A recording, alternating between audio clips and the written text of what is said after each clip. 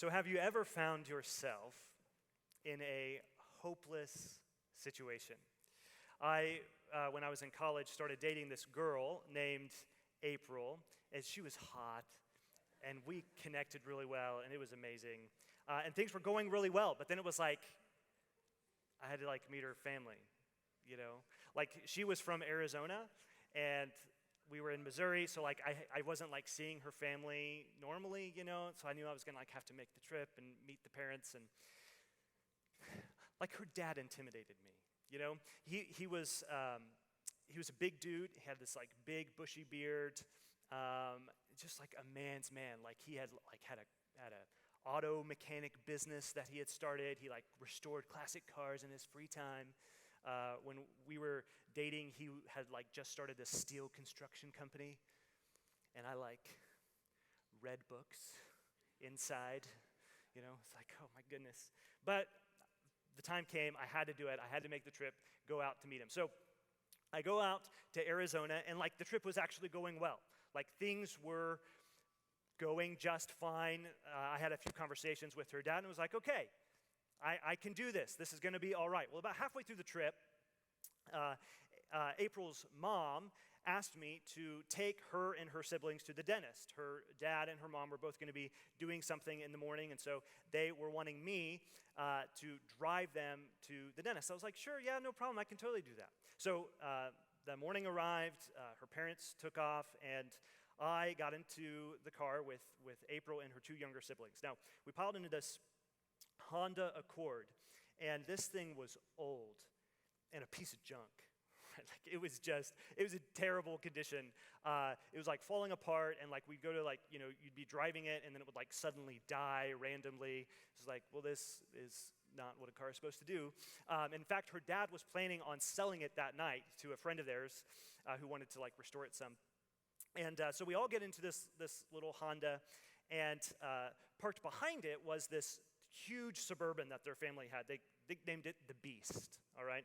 And April had learned how to drive on this thing, and her sister had learned how to drive on this thing, so it was kind of sentimental for the family. But it was parked at an angle right behind the car. And we're getting in, and her sister says to me, "Hey, John, just so you know, the Beast is right behind you. Don't hit it when you back out." I was okay, thank you. And in my mind, I'm thinking, I've never been in an accident before in my life. I think I'll be fine backing out of your driveway, but thank you. And so I go to start the car, and it starts up, and then it rumbles and shakes and dies. It's well, this is embarrassing, right? I'm here in the car with her family, and the car's dying. So I'm I know what I need to do. I need to put the key in, I need to turn it, and then I gotta punch the gas, give it more gas, keep the engine going, right? And so that's what I do. I put the key in, and I start it up, and then I throw it into reverse, and I punch it. Yeah, where were you guys 16 years ago, right? And you know what happened, right? Lurched backwards and crunch. I look in the rearview mirror to see the Beast, and April's siblings with their eyes as big as saucers. What did you do? And so I get out to survey the damage, and I have put this massive dent in the door of the Beast, and I have crushed the back corner of the Honda. Yes, my very first, I hit my new girlfriend's family's vehicle with another one of my girlfriend's family's vehicles. I feel that takes talent. And in that moment, yeah, thank you. In that moment, man, I wanted it all back. It's please, Lord, if you can just rewind the clock, 2-3 minutes, that's all I need. Please, just let me live this again. But I couldn't. It was done, and I was dead, I thought. I had seen her dad, and I was pretty sure he could kill me if he wanted to. At the very least, I thought my relationship with April is over and ended. But actually, her family handled it pretty well. Her dad didn't really say much, but seemed to be okay with it. And later that night, he was able still to sell the car, although at a significantly reduced price. And even a few years later, they let me marry their daughter. Yeah, I know, right? But that first Christmas, they gave me a present. It was like in a big box. I was like, I wonder what this is. That was so nice of you guys to give me a present. So I like open up the box, and inside, the busted taillight. Yeah. Thank you guys. Wow. Forever, I'll remember my stupidity. Have you ever been in just a hopeless situation? Like in these moments, right, we like don't know what to do. It feels like life is like on slow motion and our world is falling apart and we just don't know what to do. The text that we're in this morning talks about some pretty hopeless situations. But I think what it does for us is answers three different questions that help us process through what I think God is wanting to do in us this week. Here's the three questions. First of all, does God see me? Second of all, can God provide? And third, can I trust him? Maybe some of you have these questions. I mean, maybe it feels weird asking these questions like here at a Christian conference and everything. But I think they're legit questions to ask. Does God see me? Can God provide? Can I trust him? I think some of you are probably here, but you're not like here. You know what I mean? Like you're here, but this is not really your thing.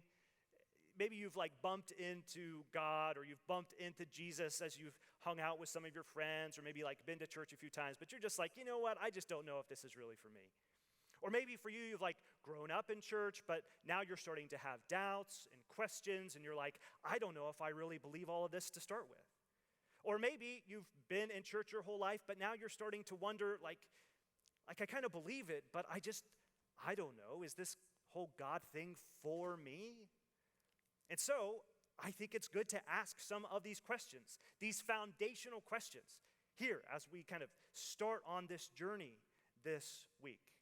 And so let's bring our questions to the text. If you've got your Bibles, open them up to 1 Kings chapter 17. We're going to start here. Now, just to recap, Elijah, whose name means? There we go. Okay, Elijah, whose name means? My God is Yahweh, right? He stands up before King Ahab and he says, hey, no rain upon the whole land until I say so. Which you remember, the people in the land were worshiping Baal, this other god, who was supposed to be God of the storm. Like rain was like sort of his specialty. And so it's kind of funny because Yahweh is like, oh yeah, rain's your specialty, huh? Well, drought on the land. How about that? And so Elijah declares this, but he knows he's going to become pretty unpopular. So God sends him out into the wilderness, and like Brad was just talking about, there the ravens feed him. When we pick up the story in chapter 17, verse 8, the word of the Lord came to Elijah. Arise, he says, go to Zarephath, which belongs to Sidon, and dwell there. Behold, I have commanded a widow there to feed you. Now, here's our first question. Does God see me? And some of you are asking that question this morning. Like maybe it feels like God sees the popular kids or the cool kids or the like really super spiritual ones. And maybe you don't feel like you fit into any of those categories. So, I mean, does God even really see me at all? Well, Elijah gets sent to Zarephath, and he goes. Everyone say Zarephath. Okay. We're going to try this again. Everyone say Zarephath. Okay, a little bit louder this time, like energetically. Everyone say Zarephath. There we go. That was fun. Okay, so Elijah goes to Zarephath, which we remember is the home territory of Jezebel, home field advantage for Baal, and Yahweh is sending Elijah there to do something for someone that he hasn't done for anyone back in Israel. Now, a little bit of backstory here. The people in the ancient world, in the ancient Near East, which is where these people lived, didn't usually believe in just one God. Right, they might have 2 or 3 or 7 gods in their minds all the time. So you had the gods that were kind of over different parts of creation, right? We talked about Baal, the god of the storm, but there was like a god of the harvest and the god of fertility and the god of death and the god of the sun and the god of the river and the god of the sea. Gods for all of these different things, right?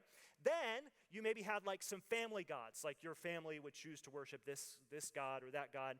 And then oftentimes like a city, right, would have a god that the whole city worshiped, right? So like if you're from Cincinnati, you like would worship the god of Cincinnati, right? Now, just because different people worship different gods, it didn't mean they thought the other gods didn't exist, right? Like if you are from Indianapolis, right?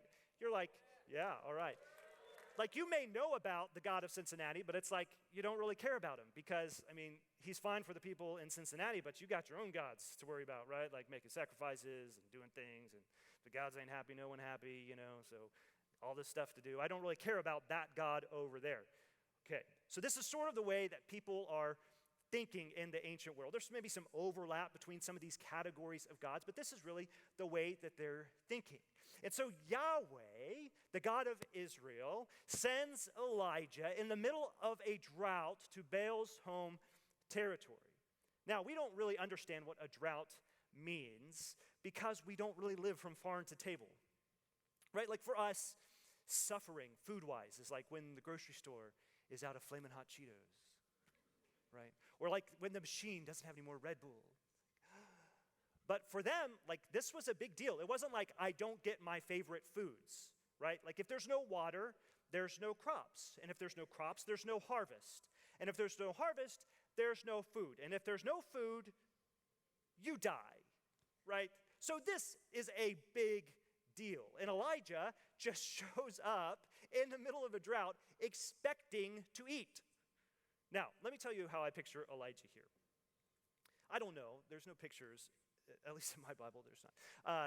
So we don't really know what he looks like, but this is what I picture in my mind. Like gray hair, wild and crazy, right? Like a big, bushy, mangy beard, wild eyes. I picture him as like pretty wiry, right? And then just like a whole lot of awkward that he brings with him wherever he goes, right? I don't know. You'll get a feel for this more as we move through some of these stories, but man, I just think Elijah is an awkward dude. Like, he walks up to people and he says stuff sometimes, it's like, bro, I don't know if you can say that. Like, whew, man, we got to learn some social skills here. I mean, think about it. The dude just lived with ravens as roommates for a year, right? Like, that's weird. We can all agree. So, now, I'm not bashing Elijah, right? Like, I get it. I feel like I bring a whole lot of awkward with me oftentimes, too. So, it actually is a little bit encouraging for me if there's hope for Elijah, hope for me as well. Anyway, so here we go. Elijah shows up in Zarephath, and he sees this woman, and then this is what he says to her. Bring me a little water in a vessel that I may drink. Like, all right, man. Like, okay. Maybe, hello, how are you?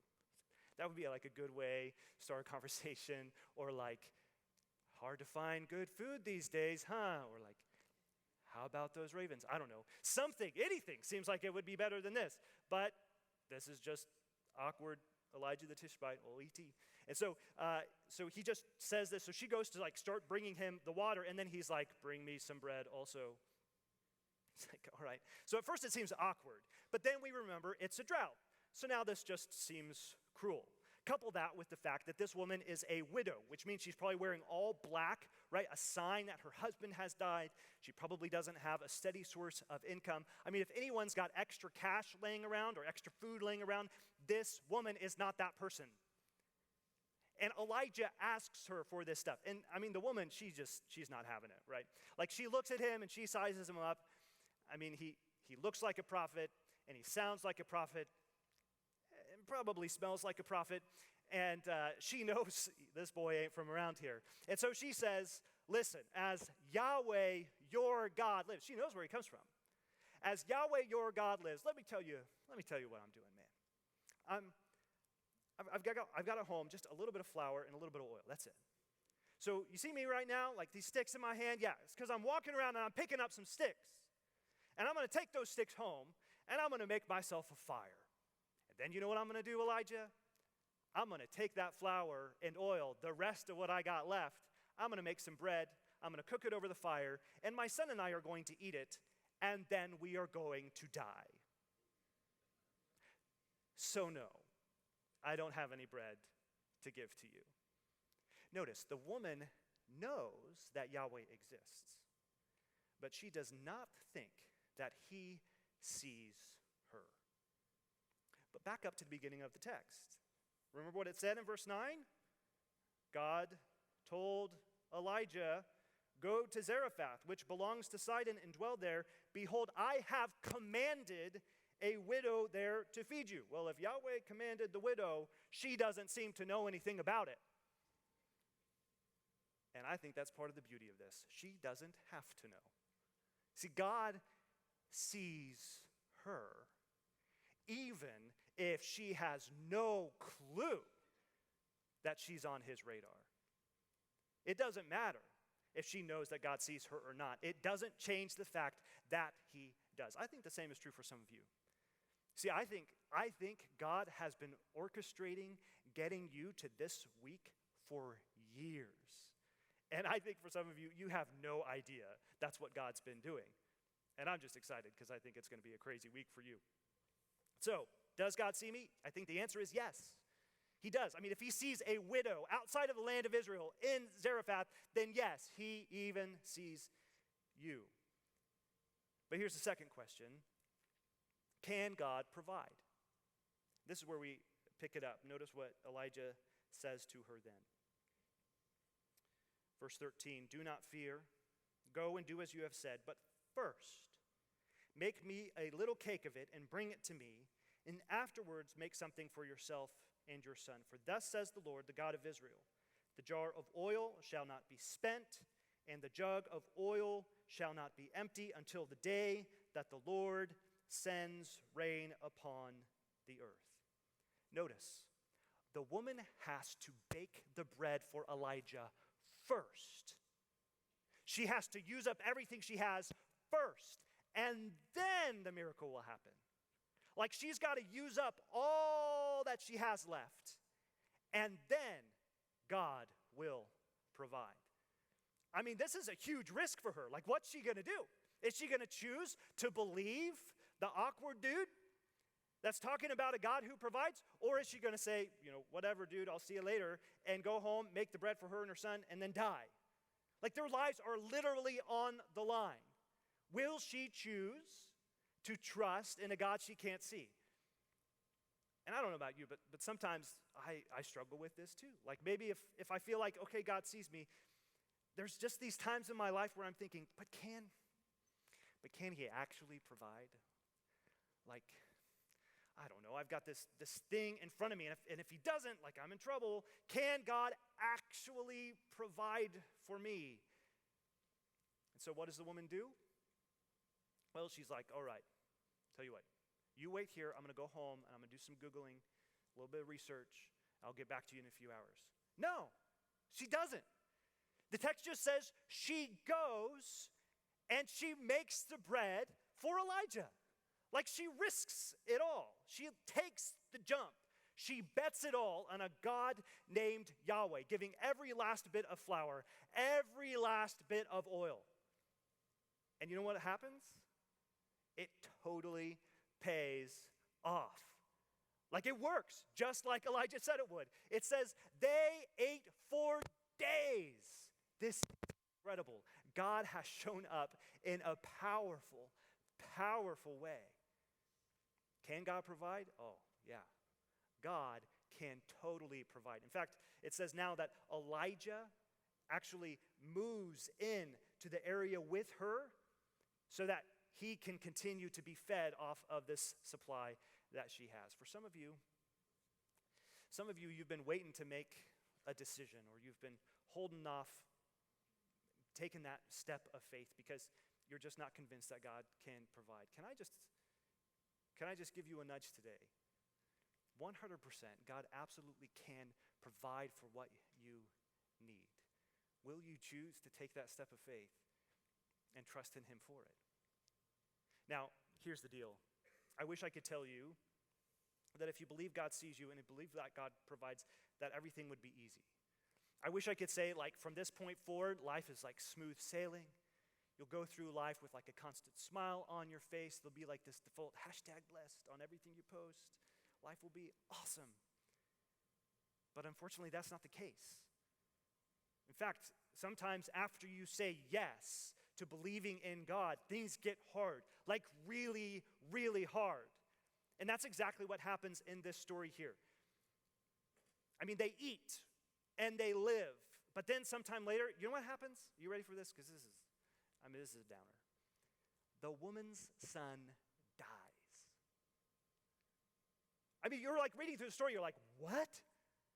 He dies? Like, that's it? All of a sudden? And then the woman is, I mean, she just loses it. Here she was, trusting in this God named Yahweh, and now it seems like, well, there was the proof. I shouldn't have ever trusted him in the first place. Notice what she says to Elijah. Verse 18. She said to Elijah, "What have you against me, O man of God? You have come to me to bring my sin to remembrance, to cause the death of my son." I actually think the original language is a little bit stronger than that. I think she says, "You have come to kill my son." Now, here's probably what this woman thinks. She probably thinks that the gods, they got a lot to do, lots of things on their mind, so they're not paying attention to everybody and everything that's going on in everybody's life. And so for her, she's lived most of her life with making certain choices and certain mistakes, but the gods have just kind of ignored her, right? Because she's not really that significant of a person. But now a holy man has moved into her area, and it's like this divine spotlight has suddenly shone on her life. And all the gods are like paying attention to her now, and they're like, oh, did you see that? Oh my. Oh, we got to do something about her, right? And so now she believes the gods are punishing her by killing her son. She chose to believe in a God who provided, but now it comes out, and oftentimes trauma does this for us, right? It brings out what we really believe, and she's angry. She's angry because she doesn't think she should have trusted God in the first place. So what does Elijah do? Well, he springs into action. He takes the boy up to his room and he says to the Lord, "O Lord my God, have you brought calamity even upon the widow with whom I sojourn by killing her son?" Now he's accusing Yahweh of killing the boy. And then Elijah stretches himself out on top of the boy and prays, "God, bring this boy's life back." I mean, he's making himself unclean, risking it all in order to get God to move. And you know what happens? The text says that God obeyed the voice of Elijah. This is incredible. And God returns the life to that child. This is the first time in all of human history that someone has been raised from the dead. Like, God just does it. He brings the boy back to life. And he brings him down then to his mother, and she's just overwhelmed, and she says, "Now I know that you are a man of God, and that the word of the Lord in your mouth is truth." You see, if we believe God sees us, and if we believe that God provides, and if we believe that we can really trust him, like really, really trust him, I mean, it changes the whole trajectory of our lives. This week, guys, we're going to be reading a lot in this book. Some crazy stories about some weird people doing some crazy things. And it'll be pretty easy reading all of this stuff to think like these are just stories about people, like stories about them. But that would miss the point. You see, these are not just stories about people. These are stories about God. Stories about a God who is bigger and greater and more awesome than you could ever possibly imagine. Like, if it's up to us, we want to make this whole book about us, right? About our problems and our issues and our difficulties and our struggles and our story. But this is not a book about you. It's a book about God. God is the hero. God is the constant. God is the winner. God is the main character of this story, of my story, of your story. You see, Elijah in this story doesn't believe because he has some amazing superhuman prophet abilities, right? The woman doesn't believe because she's just this amazing woman of faith. No, these are regular people who hear about a God who can provide and they choose to trust him. And so for all of us gathered here today, I think we have a choice to make as well. We've heard the story about a God who can provide. But the choice, right, the choice is up to us. Will we choose to trust him?